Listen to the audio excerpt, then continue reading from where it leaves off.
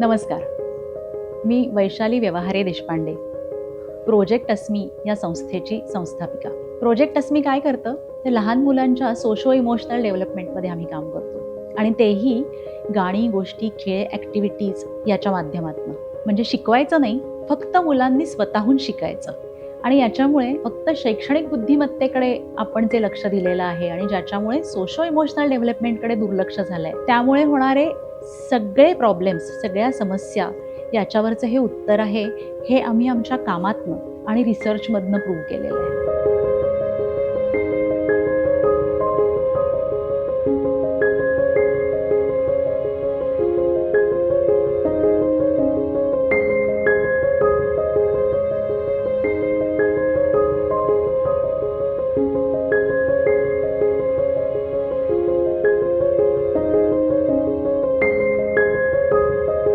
शनिवारी अस्मीच्या ताई येतात आणि त्या आमच्या खूप ऍक्टिव्हिटीज पण घेतात आणि खेळ पण घेतात. छान छान ऍक्टिव्हिटीज घेतात, अनालेख प्रार्थना घेतात, त्यानंतर ओंकार घेतात. शनिवारला ते टीचर येतात म्हणून ते शनिवारची वाट पाहतात. असं वातावरण जर तयार केलं की जिथे त्यांना व्यक्त व्हायची संधी आहे, जिथे त्यांचं ऐकून घेतो असं वातावरण आहे, तर मग त्या मुलांच्या पोटेन्शियल जे आहे ते जास्त जास्त व्यवस्थित खुलून येतं आणि ह्या सगळ्या प्रोसेसमध्ये शिक्षकांना पण आणि मुलांनाही आनंद मिळतो. एक लहान मुलगा होता, तो इतका कोपऱ्यात बसायचा आणि अशी कोपऱ्यात बसणारी मुलं आय थिंक प्रत्येक वर्षी प्रत्येक वर्गात आणि आपल्या लहानपणापासून देखील आपण पाहिलेली आहे. तो त्यात सामील फारसा होत नव्हता, त्याला सारखं घरी जायचं असायचं. त्यामुळे पहिली काही सत्र तो रडायचा, त्याला भीती वाटायची. आणि जसजशी आमची सत्र होत गेली आणि त्यांना व्यक्त व्हायला आम्ही जागा दिली, त्या जागेमध्ये तो खुलला, तो स्मितहास्य करायला लागला, तो आमच्या ॲक्टिव्हिटीजमध्ये पार्टिसिपेट करायला लागला. आणि हे फुलणारं फूल बघताना खूप छान वाटलं. आता ह्या सगळ्यामध्ये आपल्या लक्षात येतं की लहान मुलांचा अटेन्शन स्पॅन खूप कमी असतो. म्हणजे त्यांच्या वयाच्या जेमतेम 5 ते 7 मिनिटं अधिक. तर या मुलांना एका जागेवर बसवणं हेच मोठं चॅलेंज असतं.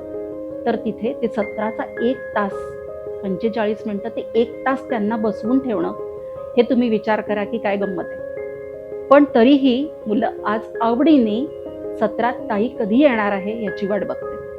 हेच मला वाटतं की या अस्मीचं यश आहे. शेवटच्या दिवशी त्यांनी इथपासून इथपर्यंत आमचे जे हात धरले होते, आमच्या व्हिडिओज आहेत ते आताही, ते आम्हाला असं एक पाऊल पण आम्हाला टाकता नव्हते. त्यांनी एवढं घट्ट आम्हाला धरलं. आणि क्लासच्या बाहेर पण ते खाली उतरताना पण काही प्रॉब्लेम नाही येणार ना, ते गेट पर्यंत आले आम्हाला सोडायला. एक मुलगी अजिबात बोलत नाहीये, म्हणून मग शिक्षकांकडे चौकशी केली तेव्हा कळलं की ती नाहीच बोलत, असं त्यांनी आम्हाला सांगून टाकलं. मग मी तिच्याजवळ जाऊन विचारलं, तुला कुणाकडे जायला आवडेल? तेव्हा मला वर्ग शिक्षकांनी सांगितलं की ती अनाथ आश्रमात येते. हे ऐकल्यानंतर मात्र मी 2 मिनिटं मी स्वतः सुन्न झाले की मी हा प्रश्न विचारलाय आणि तिच्याकडून काय मी अपेक्षा ठेवणार आहे या उत्तराची. मग मात्र माझं तिच्याकडे खूप जास्त नाही पण लक्ष ठेवायचं की बोलत नाही, आपण हिच्याशी कसा संवाद साधू शकू. असं करता करता 6-7 सेशन झाले आणि शेवटच्या 2-3 सेशनमध्ये ही मुलगी ज्या काही रीतीने खुलली, म्हणजे जी एक शब्द न बोलणारी मुलगी हात वरती करून, ताई मी हे सांगणार आहे, ह्या नाटकातनं मला भाग घ्यायचा आहे, मी सांगते, मी करते, मी असं म्हणायला लागली.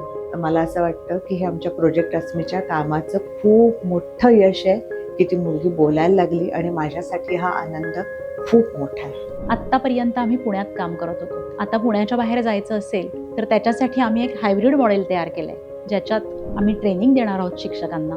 कुठल्याही शाळेतले शिक्षक याचा भाग बनू शकतात. 1ली ते 4थीच्या विद्यार्थ्यांसाठी हे आहे. या हायब्रिड मॉडेलचा काही भाग असेल प्री रेकॉर्डेड असेल आणि काही भाग शिक्षक घेतील.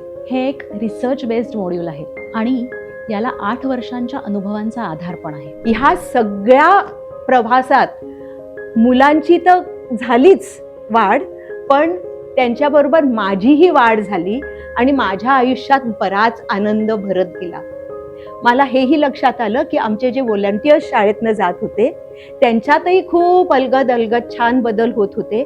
सो त्यामुळे प्रोजेक्ट अस्मीनी मुलांच्याच भावविश्वात बदल नाही केला, तर आम्हा सगळ्यांच्या विश्वात खूप भर पडली. या व्हॉलंटियर्सचा अनुभव सुद्धा घेण्यासारखा आहे.